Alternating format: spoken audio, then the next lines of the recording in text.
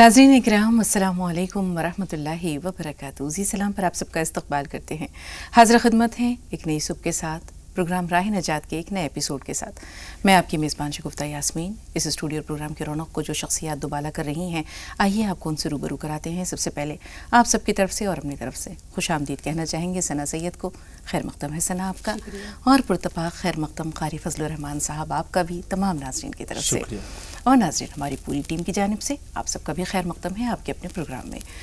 जैसा कि आप जानते हैं कि आज सनीचर है, और सनीचर को हमारा जो ये एपिसोड होता है कुछ ख़ास होता है।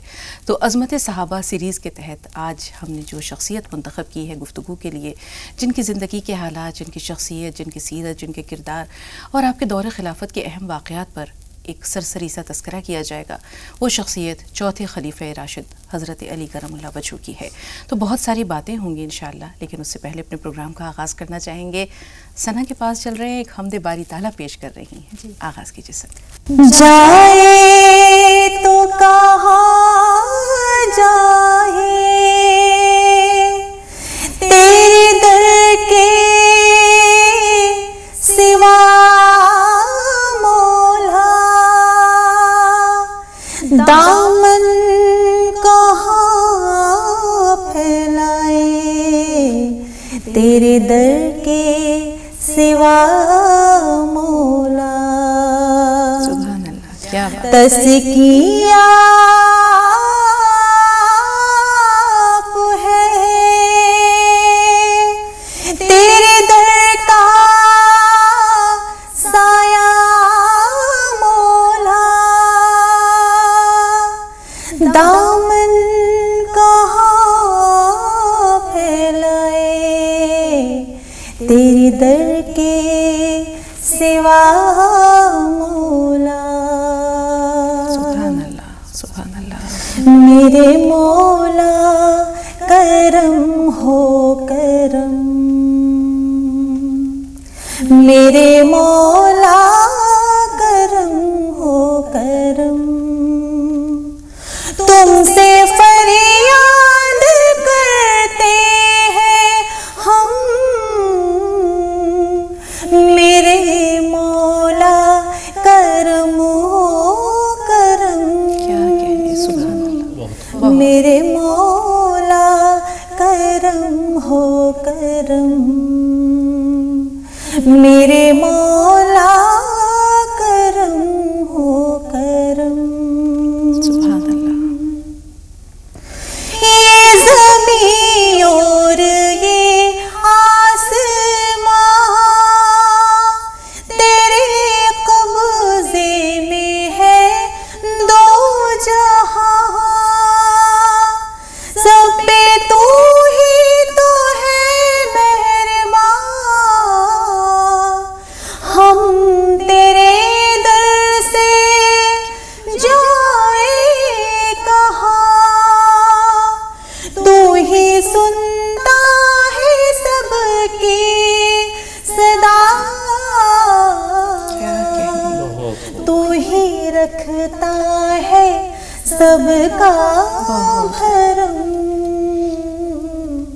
मेरे मौला करम हो करम, मेरे मौला करम हो करम। क्या कहने, सुभान अल्लाह। बेकसों को सहारा मिले, डूबतों को किनारा मिले, बेकसों को सहारा मिले, डूबतों को किनारा मिले, सर से तूफान पल में टले, जो तेरा एक इशारा मिले, तू करे जो मेहरबानियाँ, दूर हो जाए हर एक गम। बेशक। मेरे मौला करम ہو کرم، میرے مولا کرم ہو کرم، تم سے فریاد کرتے ہیں ہم، میرے مولا کرم ہو کرم، میرے مولا کرم ہو کرم، میرے مولا کرم ہو کرم۔ بہت خوب، لاجواب، بے مثال، بہت شاندار ثنا، شکریہ۔ بہت خوب، بہت خوب، بہت خوب۔ جس طرح سوز میں ڈوب کر آپ نے یہ دعائیہ کلمات اللہ کے حضور پیش کیے، یقیناً انشاءاللہ ہمارے اس پروگرام پر، اسے دیکھنے والوں پر، اسے سننے والوں پر، تمام لوگوں پر جو یہ پروگرام دیکھ رہے ہیں، شامل ہیں، اللہ کی رحمت ضرور ان پر نازل ہوگی، اس کی رحمتیں اور برکتیں ضرور نازل ہوں گی۔ ناظرین، اس خوبصورت سی پیشکش کے بعد اب باری ہے قاری فضل الرحمان صاحب کے پاس چلنے کی۔ ایک بہت پیاری نعت ان کے پاس ہے، اور وہ بھی بارگاہ رسالت مآب میں ہدیہ نعت اسی سوز، اسی رقت کے ساتھ، اسی جذبے، اسی خلوص کے ساتھ پیش کریں گے، ایسا ہمیں امید نہیں، یقین ہے۔ مدینے کا سفر ہے اور میں نم دیدہ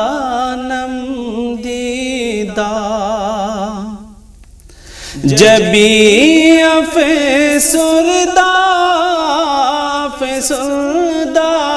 قدم لرزیدہ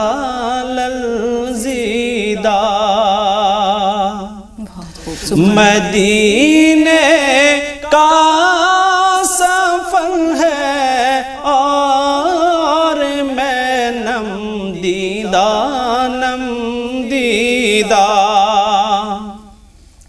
چلا ہوں ایک مجرم کی طرح میں جانب طیبہ، چلا ہوں ایک مجرم کی طرح میں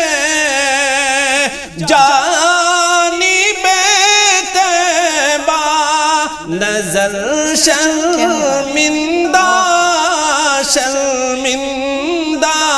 بدن لرزیدہ نظر شرمندہ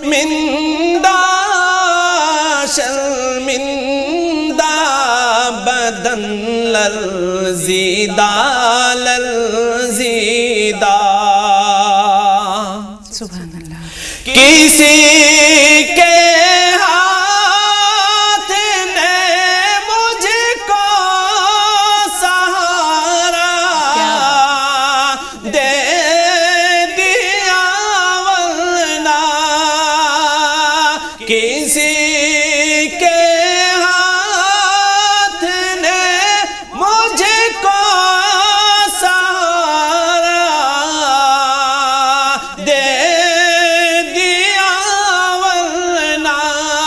کہاں میں اور کہاں یہ راستہ پیچیدہ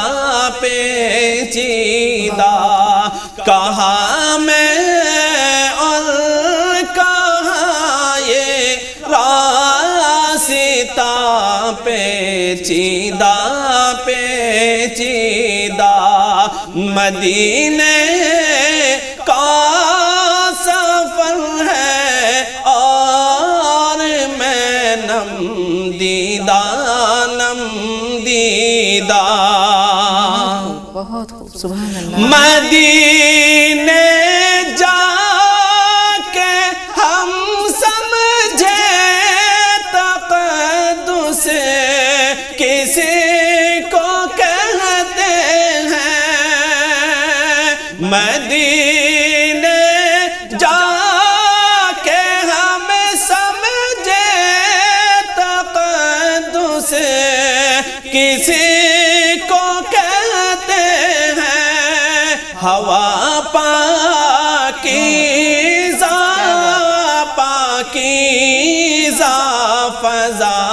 سنجیدہ سنجیدہ ہوا پاکیزہ پاکیزہ فضا سنجیدہ سنجیدہ مدینے کا سفر ہے اور میں نم دیدہ نم دیدہ سبحان اللہ بصارت کھو گئی لیکن بصیرت تو سلامت ہے مدینہ ہم نے دیکھا ہے مگر نادیدہ نادیدہ مدینہ ہم نے دیکھا ہے مگر نادیدہ نادیدہ مدینے کا سفر ہے اور میں نم دیدہ نم دیدہ جبی افسردہ افسردہ قدم لغزیدہ لغزیدہ مدینے کا سفر ہے اور میں نم دیدہ نم دیدہ بہت خوب سبحان اللہ قاری صاحب. ثنا کی اپنی طرز ہے، آپ کا اپنا انداز ہے، اور ایسا لگتا ہے کہ اتفاقیہ طور پر، یا اسے ہم کہہ سکتے ہیں کہ حسن اتفاق ہے کہ دونوں کے کلام لاجواب، دونوں کی پیشکش بے مثال، اور یہ دونوں مل کر ہمارے اس پروگرام کے رونق کو، اس کے حسن کو چار چاند لگا دیتے ہیں. بہت شکریہ. ثنا کے ساتھ سن کر کلام دعائیہ کلمات ہم نے اللہ تعالیٰ کے حضور جبین نیاز خم کی، اور آپ کے ساتھ آپ کے کلام کی انگلیاں پکڑ کر روضہ رسول پر حاضری دیا ہے، وہاں کی سیر کرائے. جزاکم اللہ جزاکم اللہ. تو ناظرین، یہاں ہمارا یہ سیگمنٹ مکمل ہوا. اگلے سیگمنٹ کے لیے ہمیں لینا پڑے گا ایک چھوٹا سا بریک.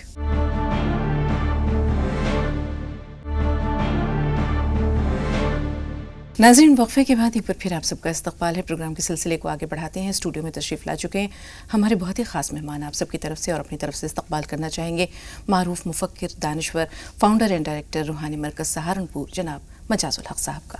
پرتپا خیر مقدم ہے مولانا صاحب. تمام ناظرین کی طرف سے وعلیکم السلام ورحمۃ اللہ وبرکاتہ. اور ناظرین، آئیے پروگرام کے سلسلے کو آگے لے چلتے ہیں. جیسا کہ ہم نے ابتدا میں عرض کیا تھا کہ آج انشاءاللہ گفتگو کا موضوع ہوگا حضرت علی کرم اللہ وجہہ کی شخصیت، آپ کی سیرت، آپ کے کردار اور آپ کے دور خلافت کے اہم واقعات.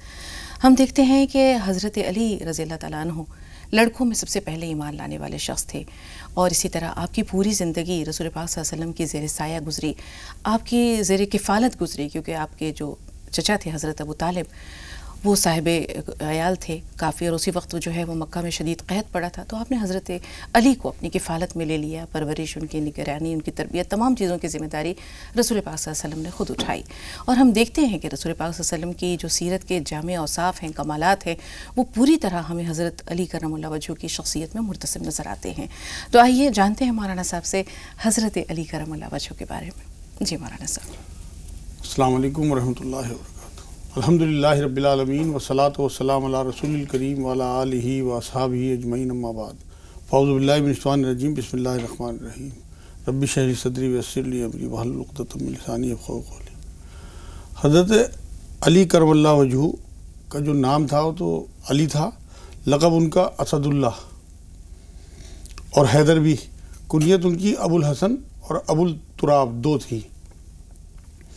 نسب میں حضور کے بہت زیادہ قریب تھے، اور حضور اکرم صلی اللہ علیہ وسلم کے والد اور ان کے والد، مطلب حضور کے والد حضرت عبداللہ اور ان کے والد ابو طالب صاحب دونوں بھائی بھائی تھے. باپ جو تھے ان کے والد صاحب وہ تو ایمان میں نہیں آئے، لیکن ان کی مدر جو تھی وہ ایمان میں آ گئی تھی اور ہجرت بھی کی. اتفاق سے ان کا نام بھی فاطمہ ہی تھا. حضور صلی اللہ علیہ وسلم کی کفالت میں رہے، جیسے آپ نے شروع میں بیان کیا کہ قحط کی وجہ سے حضور نے اپنی کفالت میں لے لیا، اس لیے حضور کے بہت زیادہ قریب رہے اور حضور بھی بالکل بیٹوں کی طرح سے ان کے ساتھ برتاؤ کرتے تھے. وہ یہ ہے کہ شروع میں جب حضور اکرم صلی اللہ علیہ وسلم نے اعلان کیا نبوت کے بعد کہ دین جو ہے وہ لوگوں تک پہنچانا ہے، بات کرنی ہے، تو ابو ہاشم کو سب سے پہلے، کیونکہ قرآن بھی یہ کہتا ہے کہ سب سے پہلے اپنے گھر والوں کو، اپنے خاندان والوں کو دعوت دو، تو بنو ہاشم کے لوگوں کو اکٹھا کیا، دعوت دی. تو پہلی دعوت میں تو لوگ کھانا کھا کے چلے گئے، کسی نے بات ہی نہیں سنی حضور اکرم صلی اللہ علیہ وسلم. دوسری دعوت میں جب یہ لوگ اکٹھے ہوئے ہیں تب انہوں نے حضور کی بات سنی، اور سننے کے بعد پھر صرف اس بات کو کاٹنے کے لیے انہوں نے یہ رکھا معاملہ کہ اگر آپ سچے نبی ہیں تو آپ یہ بتائیے کہ آپ کی تصدیق کون کرتا ہے. تو وہاں محفل میں سناٹا چھا گیا، کوئی تصدیق کرنے والا نہیں تھا. حضرت علی رضی اللہ تعالیٰ عنہ کے بارے میں بات آتی ہے کہ بہت زیادہ چھوٹے تھے، اس ٹائم عمر بھی 10-11-12 سال تھی، پتلی پتلی ٹانگیں، پتلا جسم بالکل. یہ کھڑے ہو گئے کانپتی ٹانگوں سے کہ میں تصدیق کرتا ہوں. بڑی پیاری بات انہوں نے کہی تھی کہ گرچہ میں عمر میں سب سے چھوٹا ہوں، میری ٹانگیں پتلی اور کمزور ہیں، میری آنکھیں دکھتی ہیں، لیکن سب سے پہلے مصدق وہی ہیں، تصدیق کرنے والے. یہ اس بات پہ بھی سب متفق ہیں کہ حضرت خدیجہ رضی اللہ تعالیٰ عنہ کے بعد سب سے پہلے ایمان لانے والوں میں حضرت علی. یہ اسی بات سے ثابت ہے کیونکہ شروع میں حضور صلی اللہ علیہ وسلم نماز فرض ہونے سے پہلے ہی نمازیں پڑھا کرتے تھے. میرے ایک واقعہ یاد آ رہا ہے کہ ایک بار یہ حضور صلی اللہ علیہ وسلم کے ساتھ نماز پڑھ رہے تھے تو ان کے والد آ گئے ابو طالب اور کہنے لگے یہ کیا کر رہے ہو. تو انہوں نے تو جواب نہیں دیا بلکہ حضور صلی اللہ علیہ وسلم نے انہیں جواب دیا کہ یہ نماز ہے، اور انہیں پھر دین کی دعوت بھی دی. تو وہ کہنے لگے کہ بھائی یہ تو اس میں کوئی حرج نہیں ہے، مجھے نہیں لگتا، لیکن میرے سے نہیں ہو پائے گا کہ میرا سر نیچے ہو اور کلے اوپر ہو. تو اس بات کو بعد تک حضرت علی آخر تک اپنے والد کی اس بات کو یاد کر کے ہنسا کرتے تھے، لوگوں کو سنایا کرتے تھے. یہاں ایک چھوٹی سی بات اور عرض کرنا چاہیں گے، ناظرین کے گوش گزار بھی کرنا چاہیں گے کہ حضرت ابو طالب کی جو شخصیت ہے، ہم دیکھتے ہیں رسول پاک صلی اللہ علیہ وسلم کے مربی کی حیثیت سے، ایک جس کو کہتے ہیں کہ سرپرست کی حیثیت سے، جب تک حضرت ابو طالب زندہ رہے مشرکین مکہ کو واضح طور پر برملا کھلم کھلا رسول پاک صلی اللہ علیہ وسلم کی ایذا رسانی کا خیال نہیں آیا. یعنی آپ کی ایک شفقت تھی، مقام و مرتبہ تھا، آپ قریش کے باعزت یعنی جو ہے سرداروں میں آپ کا شمار ہوتا تھا. تو اگرچہ وہ ان کے اسلام لانے یا نہ لانے کے بارے میں وہ صدیقہ باتیں نہیں ملتی ہیں، لیکن رسول پاک صلی اللہ علیہ وسلم کا جو سایہ عاطفت تھا اپنے چچا کے روپ میں، اس کی اہمیت سے بھی انکار نہیں کیا. نہیں بہت اہم، اس ٹائم جس ٹائم ضرورت تھی ایک پروٹیکشن کی، اس ٹائم انہوں نے پروٹیکشن دی ہے، تمام لوگوں سے لوہا لیا ہے اس وقت، اور کھڑے رہتے تھے ایک حساب سے. بلکہ یہ سمجھ لیجیے آپ جیسے ٹین شیڈ ہوتا ہے کہ تمام بارش، اولا، طوفان سب جھیل جاتے تھے، حضور صلی اللہ علیہ وسلم تک آنچ نہیں آتی تھی. بالکل جب آخری زمانے میں کچھ ضعیف ہو گئے تو اس ٹائم حضور سے بار بار ریکویسٹ کرتے تھے کہ تم ان کی بات مان لو، کچھ اپنی بات منوا لو. تو حضور صلی اللہ علیہ وسلم نے ایک بار یہ بات بھی کہی تھی کہ میرے ہاتھ پہ ایک چاند اور سورج بھی رکھ دیا جائے تب بھی میں اپنے مشن سے پیچھے نہیں ہٹوں گا. حضرت علی کی جو فضیلت ہے اس میں ایک بات اور بھی بہت بڑی یہ ہے کہ حضور صلی اللہ علیہ وسلم ہجرت کے ٹائم جب رات میں نکلنا تھا تو آپ یہ دیکھیے کہ وہ بہت زیادہ خطرے کا معاملہ تھا، جان کا معاملہ تھا. سب سے زیادہ بھروسہ حضور صلی اللہ علیہ وسلم نے حضرت علی کو اپنی چادر دی، بستر پہ لٹایا، کچھ امانتیں دے گئے کہ اس طرح میں جا رہا ہوں اور تم امانتیں واپس کر کے لوگوں کی پھر ہجرت کرنا. آپ یہ دیکھیے کہ حضور صلی اللہ علیہ وسلم کے بستر پہ لیٹنے کا اس دن مطلب یہ تھا کہ اپنی جان جوخم میں ڈالنا. اور حضرت علی رضی اللہ تعالیٰ عنہ یہ بات فرماتے ہیں کہ اس دن مجھے بالکل بے چینی نہیں ہوئی، کیونکہ حضور نے کہا تھا کہ تمہیں ہجرت پہ آنا ہے، تو مجھے بالکل کنفرم تھا اللہ کی طرف سے کہ میرا کچھ بھی نہیں بگڑے گا اور میں ہجرت کروں گا. اور بہت جلدی وہ ہجرت کر کے چلے گئے الحمدللہ. یہ جو اس ٹائم انہوں نے اپنی جان پہ کھیلا ہے، بہت بہادر تھے، بہت شجاع تھے، فیصلہ بہت بڑھیا کرتے تھے لوگوں میں، حکمت بہت تھی. ایسی حکمت کی باتیں ہیں کہ آپ نے تو روایتوں میں پڑھا ہوگا بہت سارے ان کے جملے. ہم اس طرف بھی آئیں گے، لیکن اس واقعے کی تھوڑی سی تکمیل اس طرح کر دیتے ہیں کہ اگلی صبح جب مشرکین مکہ آئے اور انہوں نے چادر ہٹائی تو رسول پاک صلی اللہ علیہ وسلم کی جگہ حضرت علی کو پایا. دریافت کیا تمہارے صاحب کہاں ہیں؟ وہ کہتے ہیں مجھے کیا پتا، پہرا تم لوگ دے رہے تھے. اس کے بعد انہوں نے بہت کوشش کی جاننے کی، اپنے ساتھ لے جا کر قید بھی کیا، لیکن جب دیکھا کہ حضرت علی سے کچھ پتہ نہیں چل رہا تو چھوڑ دیا. اب پا پیادہ تقریباً 350 میل کا سفر پیدل آپ نے طے کیا، قبا پہنچے اور رسول پاک صلی اللہ علیہ وسلم سے جا ملے. پھر پوری زندگی آپ نے رسول پاک صلی اللہ علیہ وسلم کا ساتھ نہیں چھوڑا، ایک پل بھی نہیں چھوڑا. سارے غزوات میں شریک ہوئے ہیں. ایک جنگ تبوک کے موقع پہ تو یہ ملتا ہے کہ حضور صلی اللہ علیہ وسلم مدینے میں چھوڑ کے گئے ہیں، کیونکہ وہاں اس ٹائم عورتیں اور بچے بہت زیادہ رہ گئے تھے، بلکہ رو دیے وہاں پہ کہ حضور آپ مجھے عورتوں میں چھوڑ کے جا رہے ہیں. تو حضور صلی اللہ علیہ وسلم نے وہاں مثال دی. یہ بات مسلم اور بخاری دونوں میں ہے کہ تم میرے لیے ایسے ہی ہو جیسے موسیٰ جو ہے ہارون کو چھوڑ کے گئے تھے. مطلب حضور نے مثالیں بھی ایسی دی. ایک بار حضور نے یہ بات فرمائی کہ علی میرے ہیں اور میں علی کا ہوں. بالکل. اور وہ جہاں حضرت موسیٰ اور ہارون کی مثال ہے تو رسول پاک نے یہ بھی کہہ دیا کہ تم میرے لیے بالکل تم سے میری وہی مناسبت ہے جو موسیٰ کو ہارون سے تھی، البتہ میرے بعد کوئی نبی نہیں آئے گا. وہاں اصل میں چھوڑ کے اسی جیسے موسیٰ علیہ السلام جب کوہ طور پہ گئے ہیں، ہارون علیہ السلام کو لوگوں کے لیے چھوڑ گئے، اسی لیے حفاظت کے لیے. باقی تمام جنگوں میں آپ دیکھیں، جنگ بدر میں بے انتہا شجاعت دکھائی ہے. جب حضور صلی اللہ علیہ وسلم کی یہ بات اڑ گئی کہ حضور کو شہید کر دیا گیا معاذ اللہ، تو ڈھونڈتے پھر رہے تھے. اور جب پتہ لگا حضور فلاں جگہ ہیں تو حضور کے پاس پہنچنے والے سب سے پہلے صحابہ میں ان کا بھی نام آتا ہے. دوسرے جنگ احد میں آپ جنگ احد کی بات ہے، جنگ بدر میں بہت زیادہ شجاعت دکھائی اور بہت کافروں کو قتل کیا. جنگ احد کا میں بتا رہا ہوں کہ حضور صلی اللہ علیہ وسلم کی پروٹیکشن کی. اس کے بعد آپ دیکھیں کہ ایک جنگ میں جنگ خیبر میں حضور صلی اللہ علیہ وسلم نے ایک دن پہلے یہ کہا کہ کل کو میں اس شخص کے ہاتھ میں جھنڈا دوں گا جس کے ہاتھ پہ اللہ فتح دے گا، جو اللہ کو بہت پیار کرتا ہے، اور اللہ اس کے رسول سے بہت محبت کرتا ہے، اور وہ اللہ اس کے رسول سے بہت محبت کرتا ہے. تو تمام صحابہ جو تھے وہ اپنے آپ کو خوش نصیب سمجھ رہے تھے، اور صبح کو سب اکٹھے ہوئے کہ شاید ہمارے ہاتھ میں جھنڈا آئے. جب حضور نے اس جمگھٹ میں حضرت علی رضی اللہ تعالیٰ عنہ کو نہیں دیکھا تو پوچھا کہ علی کہاں ہے؟ تو لوگوں نے بتایا کہ ان کی تو آنکھیں بہت زیادہ خراب ہو رہی ہیں، کچھ اس میں انفیکشن ہو رہا ہے تو اس لیے وہ نہیں آ پائے. تو حضور صلی اللہ علیہ وسلم انہیں بلاؤ. حضرت علی رضی اللہ تعالیٰ عنہ کو بلایا اور اپنا لعاب دہن حضرت علی کی آنکھوں میں لگایا. تو اسی ٹائم وہ بالکل ایسے ہو گئے جیسے کوئی بیماری نہیں تھی آنکھوں میں. اس کے بعد حضور صلی اللہ علیہ وسلم نے وہ جھنڈا جو ہے ان کے حوالے کیا، اور پھر اللہ نے سب روایتوں میں لکھا ہوا ہے کہ کس طرح سے خیبر کی جنگ میں فتح دی ہے ان کے ہاتھوں پہ. یہ اللہ کی طرف سے اس طرح کی ان کے اندر بہادر. حالانکہ آپ جو دیکھیے کھانے کے معاملے میں ان کے آتا ہے کہ بہت موٹا چھوٹا کھاتے تھے، مطلب جو کم درجے کا کھانا ہوتا تھا وہ کھاتے تھے، کم درجے کے کپڑے پہننا پسند کرتے تھے، زہد بہت زیادہ، مطلب بہت انکساری، بہت عاجزی، بہت زیادہ روتے تھے راتوں میں. ایسی آوازیں داڑھی پکڑ پکڑ کے اپنی کہتے تھے کہ دنیا سے میرا کیا لینا دینا. اتنی آوازیں نکالتے تھے راتوں میں، اتنا روتے تھے راتوں میں کہ لوگ، یہ لکھا ہوا ہے روایتوں میں کہ سننے والا بھی رونے لگے، اس طرح کی آوازیں نکال. تو اس طرح کی زندگی بسر کرتے رہے. طاقت اللہ کی طرف سے اتنی کہ آپ یہ دیکھو کہ ہر جنگ میں بالکل. اور کہتے ہیں پورے کواڑ اٹھا کے پھینک دیے. خیبر کا جو پھاٹک تھا، وہ پھاٹک میں وہی کہہ رہا ہوں کہ پورا پھاٹک اٹھا کے جو ہے پیٹھ پر اٹھا لیا، جبکہ باقی صحابہ نے اسے ہلانا چاہا تو کئی لوگوں سے نہیں ہلا، وہ اکیلوں نے پیٹھ پہ اٹھا کے اسے دور پھینکا ہے. تو یہ اللہ کی طرف سے ایسی طاقت، یہ قدرتی طاقت تھی. کھانے وانے غذا تو انہیں آپ دیکھیں نا فاقے کرتے تھے اور بہت ہلکا کھانا کھاتے تھے. بالکل. مولانا صاحب جیسے آپ نے بتایا کہ ان کے بعض اقوال بہت مشہور ہیں، آپ کے بعض اعمال اتنے مشہور ہیں. ان کا اقوال یہ بھی بہت خوبصورت تھا کہ جب میں چاہتا ہوں کہ میں اللہ سے بات کروں تو میں نماز پڑھتا ہوں، جب میں چاہتا ہوں اللہ بات کرے تو میں قرآن پڑھتا ہوں. تو ہم ان کے اقوال کی طرف بھی آئیں گے. اس کے علاوہ غیر معمولی جس کو کہتے ہیں آپ کی ذہانت اور فراست تھی، اس طرف بھی آئیں گے. رسول پاک صلی اللہ علیہ وسلم نے تو فرمایا ہی ہے کہ انا مدینۃ العلم وعلی بابوہا، میں علم کا شہر ہوں، جی، علی اس کا دروازہ ہے. بالکل. یہ تو علم کے بارے میں بھی انہوں نے ایسی باتیں کہی ہیں. علم کو بہت زیادہ پروموٹ کرتے تھے.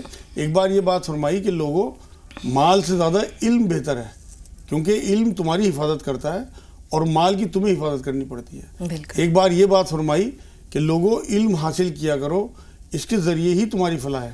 اور علم جو ہے وہ ادنا کو اعلیٰ کر دیتا ہے اور جہالت جو ہے وہ اعلیٰ کو ادنا کر دیتی ہے. بالکل. یہ ایسے جملے چھوٹے چھوٹے اتنے خوبصورت. اور فراست اور حکمت کی آپ بات کر رہی ہیں، ایسے معاملے سامنے آتے ہیں. حضرت عمر رضی اللہ تعالیٰ عنہ کی خلافت کے دور میں ایک کیس ان کے پاس آیا کہ کسی نے بچے بدل لیے، لڑکا لڑکی. اور کیس جب وہاں پہنچا عدالت میں تو حضرت عمر گھوم گئے کہ ان کو سمجھ بھی نہیں آ رہا تھا کہ کس طرح سے اس بات کا. آخر میں حضرت علی رضی اللہ تعالیٰ عنہ کو بلایا گیا اور پتہ تھا کہ فراست والے آدمی. آتے ہی انہوں نے فیصلہ کیا کہ 2 برتن منگاؤ اور دونوں بچوں کی ماؤں کے دودھ اس میں برتن میں نکلواؤ اور پھر تولو انہیں. جس کا دودھ بھاری ہو اس کا لڑکا ہے، کیونکہ جو اللہ مرد کا دگنا حصہ قرآن میں بیان کرتا ہے، ایسا نہیں ہو سکتا کہ اس کی غذا بھاری نہ رکھی ہو اس نے. اور آپ یہ دیکھیں کہ اس ٹائم وہ فیصلہ بہت آسانی سے ہو گیا.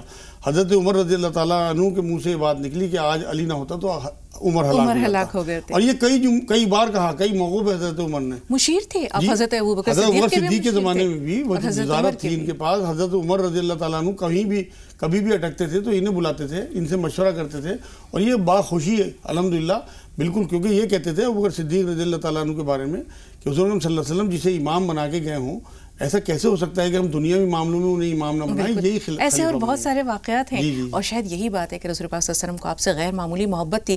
مدینہ میں جب آپ ہجرت کے بعد اوس اور خزرج کے درمیان مواخات قائم کی تو حضرت علی آئے آپ کے پاس اور بہت افسردہ، کہیں ملتا ہے کہ شاید وہ آپ دیدہ تھے اور انہوں نے کہا کہ آپ نے سب کی جو ہے وہ بھائی چارہ سب کے درمیان قائم کرا دیا، میں اکیلا رہ گیا. تو حضرت رسول پاک صلی اللہ علیہ وسلم نے فرمایا کہ علی تم دین اور دنیا دونوں میں میرے بھائی ہو. اپنے ساتھ ان کا جوڑا بنایا. اور اس کی بہت بڑی مثال میں آپ کو دیتا ہوں کہ جب جنگ خندق ہو رہی تھی، خندق کھودی جا رہی تھی، ان دنوں میں بہت زیادہ فاقے تھے، کھانے کو نہیں مل رہا تھا. تو حضرت علی ایک دن مزدوری کرنے گئے کہ یہودی کے یہاں 8 کھجوریں ملی، کیونکہ موافقت تھی تو 4 خود کھائیں اور 4 رسول اکرم صلی اللہ علیہ وسلم کو لا کے دی. بالکل مولانا صاحب. اور ہم دیکھتے ہیں کہ شاید یہی وہ آپسی محبت تھی، قربت تھی، جس کی وجہ سے آپ نے حضرت علی کا انتخاب اپنی لاڈلی، اپنی چہیتی سب سے چھوٹی بیٹی ہے، سب سے زیادہ پسندیدہ، سب سے زیادہ چہیتی. بالکل، انشاءاللہ اس بارے میں بھی جانیں گے، لیکن ایک چھوٹے سے بریک کے بعد.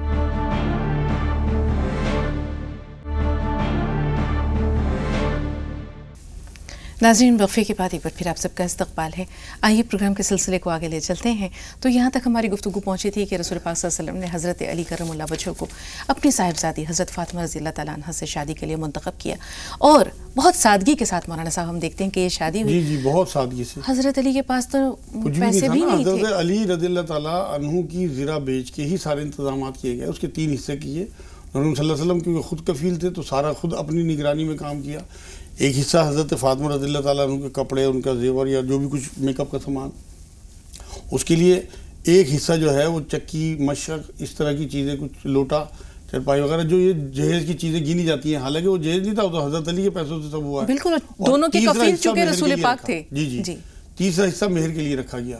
یہ اتنی سادی شادی تھی کہ اگر ہم اسے نظیر بناتے ہیں تو وہ حدیث پوری ہوتی ہے کہ جو شادی جتنے کم خرچ میں ہوگی اتنی برکت والی ہوگی. اور اس میں برکت آپ دیکھیے کہ حضرت حسن اور حسین سے ہی سارا آگے سلسلہ چلا ہے. بالکل مولانا صاحب. اور ہم یہاں یہ بھی دیکھتے ہیں کہ حضرت عثمان غنی کا کنٹریبیوشن، وہ زرہ انہوں نے خود خریدی 480 درہم میں، اور پھر تو فتن واپس بھی کر دی.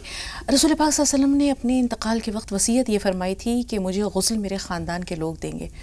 یہ بھی انہی کے حصے میں آیا. یہ بھی حضرت علی کرم اللہ وجہہ، حضرت ابن عباس، اسامہ بن زید. جی کہ وہ غسل میں سب سے آگے وہی رہے. بالکل. یہ تو بہت سارے حضور صلی اللہ علیہ وسلم نے ایک بار چادر میں حضرت فاطمہ، حضرت حسن حسین، حضرت علی کو لے کے کہا کہ یہ میرے اہل بیت ہیں، 5 تن جو کہلاتے ہیں. یہ حضور خود بھی تھے اور یہ چاروں تھے. حضرت علی رضی اللہ تعالیٰ عنہ کے بارے میں بات بھی آتی ہے کہ انہوں نے اپنی لائف میں جب تک حضرت فاطمہ زندہ رہیں تب تک دوسرا نکاح نہیں کیا. بالکل. حضرت فاطمہ سے 2 بیٹے اور 2 بیٹیاں تھیں، اور انہی سے ہی نسب آگے چلایا حضور صلی اللہ علیہ وسلم حضرت حسن اور حسین سے. بالکل. اب یہاں ہم خلافت کی طرف آتے ہیں. ہم دیکھتے ہیں کہ حضرت ابوبکر، حضرت عمر اور حضرت عثمان کے بعد مسلمانوں نے آپ کو خلیفہ منتخب کیا اپنا. اور اس وقت جو حالات تھے وہ بڑے شورش زدہ حالات تھے. حضرت عثمان کو شہید کرنے والے لوگوں کا غلبہ تھا مدینہ پر، بلکہ ہم یہ کہہ سکتے ہیں کہ مدینہ کو انہوں نے یرغمال بنا رکھا تھا. ایک طرف امیر معاویہ، حضرت امیر معاویہ اور جو بنی امیہ کے دوسرے لوگ تھے، وہ حضرت عثمان کے قصاص کا یعنی خون بہا کا، آپ کے قاتلوں کو کیفر کردار تک پہنچانے کا مطالبہ کر رہے تھے. ادھر جو خارجیوں کا زور تھا، اس کے سامنے بڑے بڑے اکابر صحابہ بے بس تھے.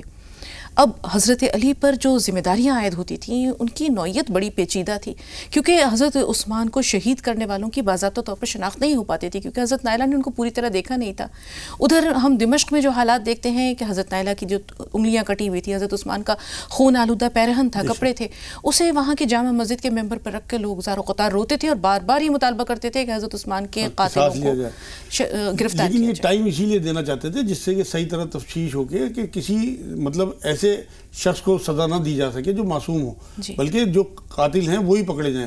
حضرت علی کا جو معاملہ تھا نا، اس میں تھوڑا سا یہی چاہتے تھے کہ کسی طرح سے تھوڑا سا وقفہ دے کے اور صحیح تحقیق ہو، لیکن لوگ جو تھے اس ٹائم اتنا پریشر ڈالے ہوئے تھے، اسی لیے گروپ بندی ہو گئی تھی. میں تو بلکہ احتیاط کرتا ہوں اس معاملے میں بولنے، کیونکہ دونوں طرف صحابی تھے اور ہمیں کسی کی طرف سے بولنے کا کوئی حق نہیں. ہم اتنے کمزور لوگ ہیں، وہ بڑے عظیم لوگ تھے. اس ٹائم جو بھی کچھ ہوا ہے اصل میں ان کا تو آپ یہ دیکھیں نا، سن 35 ہجری میں حضرت عثمان غنی رضی اللہ تعالیٰ عنہ کو جب شہید کیا گیا، اس کے بعد انہیں خلافت ملی ہے اور وہ 5 سال کے قریب رہی ہے، اور وہ بھی پورے شورش زدہ ہیں. پوری خلافت کے دور میں آپ یہ دیکھو، وہ تو کافروں سے جنگیں رک گئی تھی، اور جو اسلام جو جس طرح سے پھیل رہا تھا وہ رک گیا. بلکہ ان کا سارا ٹائم جو ہے وہ آپسی جنگوں میں اپنے ہی لوگوں سے 3 جنگیں انہوں نے لڑی ہیں. 2 تو ایک تو حضرت معاویہ سے، ایک یہ حضرت طلحہ وغیرہ، حضرت عائشہ رضی اللہ تعالیٰ عنہ، اور تیسری جنگ خارجیوں سے. تیسری جنگ کو تو بہت پسند کیا گیا، لیکن 2 جنگوں کے بارے میں تمام صحابہ جو ہے وہ خاموش رہتے تھے. بالکل، ہم ادھر بھی آئیں گے مولانا صاحب، لیکن جب ایک بار پھر جب حضرت عثمان کے قاتلوں کی بات کرتے ہیں تو لوگوں نے کہا کہ حضرت نائلہ سے پوچھا جو حضرت عثمان کی اہلیہ تھی، تو انہوں نے کہا میں باضابطہ طور پر کسی کو نہیں دیکھ سکی. اچھا، حضرت ابوبکر کے جو صاحبزادے تھے محمد بن ابی بکر وہ یقینی طور پر وہاں آئے تھے، کچھ حضرت عثمان سے گفتگو بھی ہوئی تھی، اور حضرت عثمان نے جب یہ کہا تھا کہ بیٹا جب اگر تمہارے والد یہاں ہوتے تو انہیں یہ بات بالکل پسند نہ آتی، وہ شرمندہ ہو کر باہر نکل گئے، لیکن باقی 2 لوگوں کی شناخت نہیں ہو سکی تھی، اور اسی وجہ سے بار بار جو ہے وہ حالات حضرت علی کے ہاتھ سے نکل جاتے تھے. جیسے آپ نے فرمایا کہ تحقیق کے لیے انہیں وقت درکار تھا، لیکن تحقیق وہ ٹائم مل نہیں پا رہا، وقت نہیں مل پا رہا تھا، اور اسی جس کو کہہ سکتے ہیں کہ غلط فہمی میں خارجیوں کو ان حالات کو مزید ہوا دینے کا موقع مل گیا. عبداللہ بن سبا نے پھر اس کا بہت فائدہ اٹھایا اور آپس میں صحابہ اکرام کو لڑوا دیا. جنگ جمل انہی حالات کا پیش خیمہ تھی. تمام صحابہ جو ہیں وہ بہت جلیل و قدر صحابی شہید ہوئے ہیں، حضرت طلحہ، حضرت زبیر اسی میں شہید ہوئے ہیں. بلکہ بعد میں یہ احساس بھی ہوا لوگوں کو کہ حضرت علی حق پہ تھے.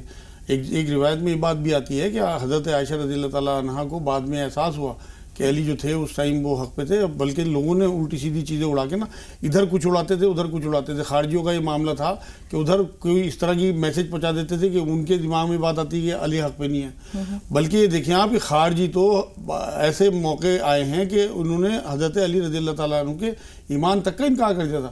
حضرت معاویہ رضی اللہ تعالیٰ عنہ تو یہ کہتے تھے کہ علی جو ہے وہ اس ٹائم صحیح فیصلہ نہیں کر پا رہے، لیکن ان کے ایمان پہ کوئی میں شک نہیں کر سکتا کیونکہ وہ ہمیشہ جلیل و قدر ہیں، اور ان کے فیصلے اور ان کا ایمان اور ان کی توحید اور ان کی جو رسول اکرم صلی اللہ علیہ وسلم سے تعلق ہے ان کا میں قائل ہوں. مولانا صاحب، بنی باتوں کو بگاڑنا یہ ان خارجیوں کی فطرت تھی. ہم دیکھتے ہیں جنگ جمل میں بھی ام المومنین حضرت عائشہ اور حضرت علی کرم اللہ وجہہ کے درمیان مصالحت کی صورت پیدا ہو گئی تھی. دونوں اس بات پر متفق ہو گئے تھے کہ قصاص عثمان رضی اللہ تعالیٰ عنہ لیا جائے گا، لیکن راتوں رات جو ہے وہ دونوں طرف سے جو ایسی سازش کی گئی کہ رات کو حملہ کر دیا گیا. لوگوں کو یہ لگا کہ بصرہ کی جو فوج تھی حضرت عائشہ کے ساتھ اس نے حملہ کیا ہے، ادھر انہیں یہ لگا کہ کوفہ والوں نے، کیونکہ حضرت علی نے مدینہ کی جگہ، مدینہ النبی کی جگہ کوفہ کو اپنا دارالمقام بنا لیا تھا تاکہ مدینہ النبی کی بے حرمتی نہ ہو. تو یہ جو غلط فہمی پیدا ہوئی اور اس میں مسلمانوں کا بے حساب ہم کہہ سکتے ہیں کہ خون بہایا گیا، بہت نقصان ہوا. اور ان خارجیوں نے حضرت امیر معاویہ کے ساتھ جب ہم دیکھتے ہیں جنگ صفین ہوئی اس وقت بھی آپ نے کہا کہ انہوں نے بنی بات کو بگاڑا. جی یہ کیا تھا اصل میں. اور دیکھیے آپ آگے چل کے حضرت علی کو قتل بھی خارجی نہیں کیا ہے. عبد الرحمن نام کا ایک خارجی تھا. یہ حضرت علی رضی اللہ تعالیٰ عنہ کا معمول یہ تھا کہ یہ مسجد کی طرف صبح سویرے جلدی جاتے تھے. جب یہ سڑک پہ جا رہے تھے تو یہ چھپا ہوا تھا. اس نے نکل کے حضرت علی رضی اللہ تعالیٰ عنہ کے ماتھے پہ تلوار ماری اور وہ چیرتی ہوئی دماغ تک پہنچ گئی. اور سارا جو چہرہ تھا، داڑھی مبارک، ان کا جو قد تھا وہ چھوٹا تھا، تھوڑے موٹے تھے، پیٹ تھوڑا بھاری تھا اور رنگ جو تھوڑا صاف تھا. داڑھی مبارک جو تھی وہ پورے سینے پہ رہتی تھی. حضور صلی اللہ علیہ وسلم کی ایک حدیث سے بات ثابت ہے کہ علی تجھے تیرے ہی لوگ شہید کریں گے اور اس میں تیری داڑھی جو ہے وہ خون آلود ہو جائے گی. بالکل، انہوں نے کہا تھا بہت بدبخت ہے وہ شخص. ہاں، اور پورے اس میں یہ دیکھیے آپ کہ پوری داڑھی جو ہے ان کی لال ہو گئی تھی، اور وہ حضور کی حدیث جو پیشنگ ہوئی تھی وہ پوری ہوئی ہے. بالکل. وہاں جو شہید کیا گیا انہیں وہ عبد الرحمن نام کا خارجی ہی تھا. جی، اس بارے میں ہم تفصیل سے جانیں گے مولانا صاحب، کیونکہ ایک اور چھوٹا سا بریک لینے کا وقت ہو رہا ہے. ناظرین، بریک کے بعد ملتے ہیں.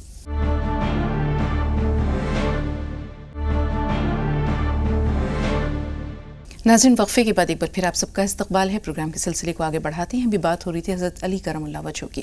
ہم دیکھتے ہیں کہ اس دور میں 3 اہم شخصیتیں تھیں جن پر خارجیوں کی نظر تھی اور وہ چاہتے تھے کہ ان کا قصہ ختم کر دیا جائے، انہیں شہید کر دیا جائے. تو ایک شخصیت حضرت علی کرم اللہ وجہہ کی تھی. شام میں حضرت امیر معاویہ اپنی مقبولیت رکھتے تھے. اسی طرح حضرت عمرو بن العاص، ان پر بھی خارجیوں کی نظر تھی. تو خارجیوں نے فیصلہ یہ کیا، منصوبہ یہ بنایا کہ تینوں کو ایک ہی دن ایک ہی وقت میں شہید کر دیا جائے. تینوں کے لیے 3 اشخاص کا انتخاب کیا گیا. قسمت کی بات یہ تھی کہ اس دن حضرت عمرو بن العاص بیمار تھے اور کسی دوسرے شخص نے امامت کی، اور جب ان پر حملہ کیا گیا تو یقینی طور پر وہ شہید ہو گئے اور حضرت عمرو بن العاص بچ گئے. امیر معاویہ پر وار اوچھا پڑا، یعنی ان پر وار جو ایسا پڑا جیسے انہیں زیادہ زخم نہیں آئے اور وہ بہت جلدی ٹھیک ہو گئے. لیکن حضرت علی کرم اللہ وجہہ پر ابن ملجم نے اس طرح زہر میں بجھی ہوئی تلوار سے وار کیا کہ آپ کا وہ جو ہے آپ کی پیشانی کو کاٹتی ہوئی تلوار، آپ کی جیسے بھی بتایا مولانا صاحب نے کہ اس کا خون سے پوری داڑھی آپ کی تر ہو گئی. اور اس کے بعد آپ کو جب 3-4 دن آپ اسی طرح شدید زخموں سے چور رہے اور بالآخر آپ زخموں کی تاب نہ لا کر اپنے مالک حقیقی سے جا ملے. تو یہاں اپنی وصیت انہوں نے کی تھی اپنے بیٹے حضرت حسن رضی اللہ تعالیٰ عنہ کو کہ اگر میں بچ گیا تو پھر میں اس کا فیصلہ خود کروں گا، ورنہ جس طرح اس نے مجھے قتل کیا ہے ٹھیک اسی طرح سے تم بھی ایک ہی تلوار کی ایک وار سے اس کا قصہ پار کر دینا. اور آخرکار یہی ہوتا ہے. تو ایک چھوٹا سا حضرت علی کرم اللہ وجہہ کی جو دور خلافت ہے، ہم دیکھتے ہیں کہ تقریباً 5 سال یا اس سے کچھ کم و بیش پوری طرح انتشار میں گزرا. حضرت علی کو سکون کا سانس لینا نہیں آپس میں ہی سارے مطلب جھگڑے رہے. اور 5 سال میں 3 دن کم لکھے ہیں, 3 دن 5 سال میں کم تھے جو خلافت کا دور رہا. سن 40 ہجری میں ان کا انتقال ہوا ہے 18 رمضان کو. آپ یہ دیکھیں حکمت کی باتیں اس طرح سے تھی کہ میرے ایک واقعہ یاد آتا ہے کہ ایک بار گھوڑے پہ بیٹھے ہوئے تھے, ایک یہودی آیا اور کیونکہ امتحان لیتے تھے, کیونکہ ان کا بہت مشہور تھا کہ ان کے اندر فراست بہت زیادہ ہے, حکمت بہت زیادہ, کہ علی تیرے گھوڑے کے پیر کتنے ہیں؟ تو حضرت علی رضی اللہ تعالیٰ عنہ اترے اور اپنے گھوڑے کے گنے 1 2 3 4 اور پھر بتایا کہ 4. تو یہودی کہنے لگا کہ علی گھوڑے پہ بیٹھے بیٹھے بھی تو بتا سکتا تھا کہ 4, کہ تجھے نہیں پتا کہ میرا اللہ اتنی قدرت رکھتا ہے کہ گھوڑے کے 5 بھی کر سکتا ہے پیر اور 3 بھی کر سکتا ہے, اس لیے میں نے نہیں بتایا. ایک بار اور ایسا ہوا کہ ایک یہودی سے لڑائی ہو رہی تھی, دشمن تھا, حضرت علی رضی اللہ تعالیٰ عنہ نے اسے ڈھیر کر لیا اور اس کی گردن پہ جو تلوار رکھی اس نے ان کے منہ پہ تھوک دیا. تو وہاں انہوں نے فوراً تلوار ہٹا لی. تو اس نے یہودی نے بلکہ بڑا تعجب کیا کہ یہ تو موقع تھا کہ مجھے قتل مار سکتے تھے. تو پوچھا, کہنے لگے جب تک میں تیرے گردن پہ تلوار تھی میں اللہ کے لیے لڑ رہا تھا, جب تو نے میرے منہ پہ تھوک دیا تو یہ میرا پرسنل معاملہ ہو گیا, اب میرا نفس بیچ میں آ گیا. ہاں لیکن میں نے اپنے نفس کی وجہ سے تجھے نہیں قتل کرنا. آپ یہ دیکھیں کہ یہ اس طرح کی حکمت کی باتیں ہیں کہ ہم تو سوچ میرے تو رونگٹے کھڑے ہوتے ہیں پڑھ کے, ایسے ایسے جملے ہیں, ایسی ایسی باتیں ہیں. بالکل. یہاں ایک اور اہم واقعہ یہ ہے کہ ایک بار حضرت علی کی زرہ چوری ہو گئی اور پتہ بھی چل گیا کہ ایک یہودی نے چرائی ہے. اس زمانے میں شریح ہوتے تھے قاضی القضاء, اور ان کی ایمان پروری, انصاف پسندی بہت مشہور ہے.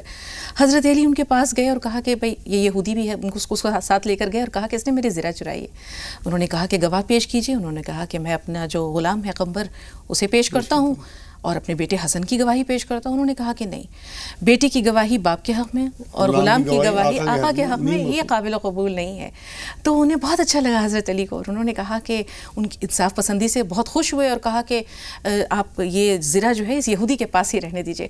اب یہودی یہ پورا معاملہ دیکھ رہا تھا. جب اس نے دیکھا کہ مسلمانوں کے عدل و انصاف کا یہ عالم ہے, وہ کلمہ پڑھ کر مسلمان ہوا ہے. وہ آپ یہ دیکھیں یہ ساری حکمت اور فراست اور انصاف پسندی تھی حضرت علی کی, جس نے انہیں اتنا بڑا مقام دیا ہے.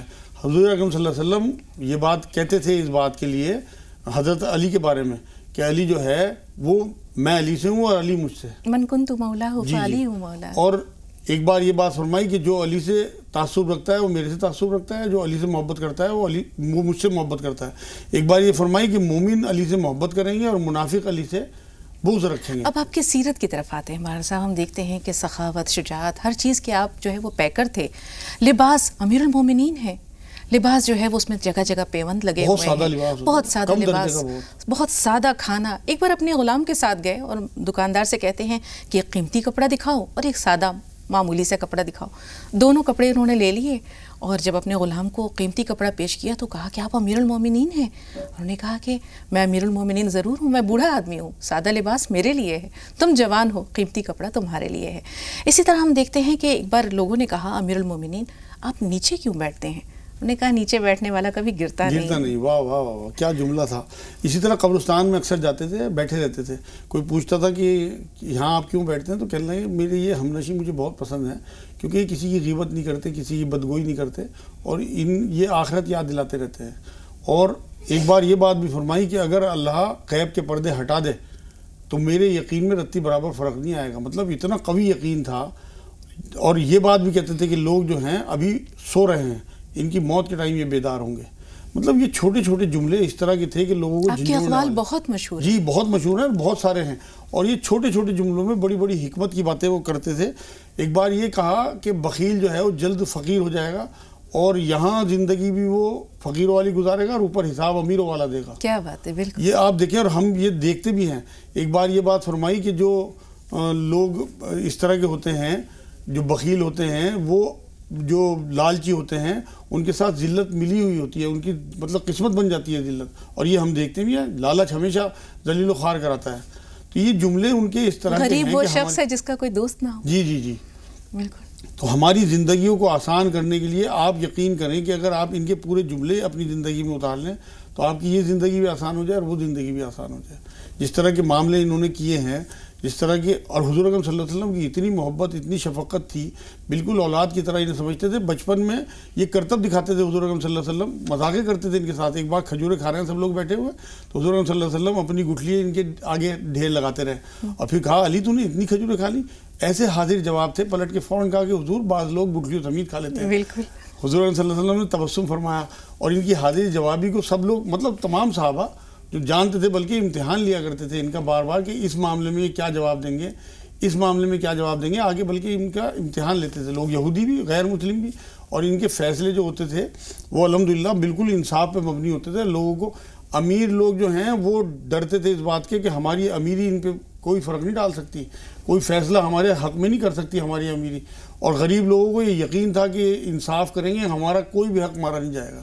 تو یہ ساری چیزیں ان کی زندگی کے ساتھ ایسی جڑی ہوئی ہیں، روایتوں میں اس طرح لکھی ہوئی ہیں کہ ہمارے لیے مشعل راہ ہیں. بالکل. اور ہم دیکھتے ہیں کہ آپ سے مشورے، آپ کے جن سے آپ سیاسی چپقلش بھی تھی، جو آپ کے سیاسی حریف بھی تھے، وہ بھی لیا کرتے تھے. جی. ایک معاملے میں حضرت امیر معاویہ نے بھی ان سے مشورہ لیا، جس پر حضرت علی نے جو ہے وہ شکر ادا کیا کہ میرے جو حریف ہیں وہ بھی مجھ سے مشورے لیا کرتے. نہیں، حضرت معاویہ تو ویسے تو ان کے جو کلمات ملتے ہیں ان کے حق میں بہت خوبصورت کلمات ملتے ہیں.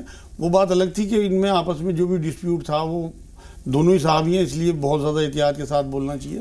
لیکن ویسے حضرت معاویہ قائل تھے ان کی حکمت کے، ان کی ایمان کے، ان کے تقوی کے، ان کے زہد کے. وہ اس بات کو بار بار آپ روایتوں میں پڑھیں، حضرت معاویہ کے بہت سارے اسٹیٹمنٹس ہیں کہ وہ انہوں نے ان کے حق میں بہت سارے بیانات دیے ہیں. بالکل. اور بنیادی طور پر ہم یہ کہہ سکتے ہیں کہ فتنے کا دروازہ کھل چکا تھا. حضرت عثمان کی شہادت کے ساتھ ہی فتنے کا وہ دروازہ جس کی پیشن گوئی پہلے کی جا چکی تھی، وہ دروازہ کھل جاتا ہے.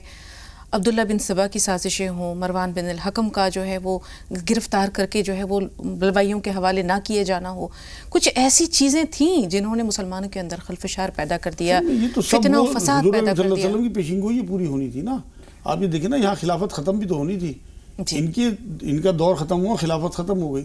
اس کے بعد 6 مہینے حضرت حسن رضی اللہ تعالیٰ عنہ کے ہاتھ میں آئی، اس کے بعد انہوں نے بھی امیر معاویہ رضی اللہ تعالیٰ عنہ کے ہاتھ پہ بیعت کر لیا تھا. تو حضور کی تمام پیشین گوئی ہے تو اسی طرح پوری ہونی ہے. آج بھی آپ دیکھیں یہ دور چل رہا ہے، اس دور کی تمام پیشین گوئی دھیرے دھیرے پوری ہو رہی ہیں. وہ چاہے ہماری سمجھ میں آیا نہ آیا، ہم چاہے کتنی غفلت میں رہیں، لیکن ہمیں بیدار کرنے کے لیے حضور صلی اللہ علیہ وسلم تمام تر باتیں ہمیں بتا کے گئے. یہ وہ سب چیزیں تھیں اس وقت حضرت علی کے زمانے میں بھی جو حضور نے پہلے پیشین گوئی کر دی تھی کہ یہ خلافت میرے بعد 30 سال تک ہے اور اس کے بعد کٹکھنی حکومت ہوگی، اور اس کے بعد آئی ہے اور وہ آئی ہے. تو ہم جو انشاءاللہ اگلی ملاقات ہوگی اس میں انشاءاللہ ناظرین کو ضرور حضرت حسن رضی اللہ تعالیٰ عنہ کے بارے میں بتایا کہ صرف 6 مہینے ہی آپ کو جو ہے وہ خلافت کا منصب سونپا گیا، اور اس کے بعد کس طرح سے آپ خود بخود دستبردار ہو گئے، کس طرح کیا حالات تھے، کیا واقعات تھے، یہ ضرور جانیں گے. لیکن اس کے لیے انشاءاللہ آپ کو کرنا ہوگا ہمارے اگلے اس سیریز کی اگلی قسط کا انتظار. فی الحال آپ سب کی طرف سے اور اپنی طرف سے ہم مولانا صاحب کا بہت شکریہ ادا کرنا چاہیں گے اسٹوڈیو میں تشریف آوری کے لیے اور تمام ناظرین کی رہنمائی کے لیے. تو ناظرین، آج ہماری اور آپ کی ملاقات یہیں تک. کچھ ہی دیر میں بلا توقف 25 اہم خبروں کا سلسلہ شروع ہونے کو ہے. آپ سے سلام دیکھتے رہیں، ہمیں اجازت دیجیے. السلام علیکم ورحمۃ اللہ وبرکاتہ.